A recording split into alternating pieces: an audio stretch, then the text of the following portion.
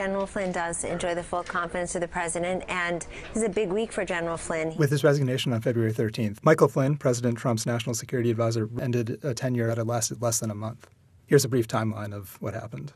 Donald Trump offered Mr. Flynn the post of national security advisor on November 18th.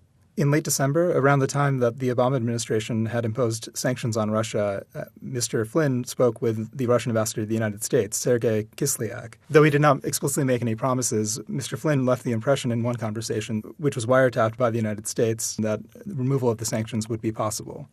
Following the call, both Mr. Flynn and other White House officials, including Vice President Mike Pence, had described the call as relatively unsubstantive. It was strictly coincidental that they had a conversation. In late January, the Justice Department had warned the White House that Mr. Flynn had not been fully candid about the conversation and that he may be vulnerable to blackmail as a result. As of today, we are officially putting Iran on notice. In early February, Mr. Flynn had begun acting as national security advisor, and on February 8th, he had denied talking about sanctions in an interview with the Washington Post. What report is that? The Washington Post is reporting that he talked to the ambassador for Russia before you were inaugurated about sanctions, maybe trying to... I haven't seen that. I'll look at that.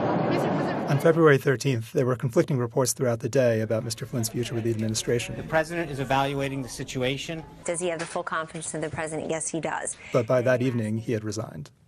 Mr. Flynn issued his resignation in a letter late Monday night. The White House named Lieutenant General Joseph K. Kellogg, Jr. as acting national security advisor. The president was very concerned that General Flynn had misled the vice president and others. And I think the president made the right decision to ask for his resignation.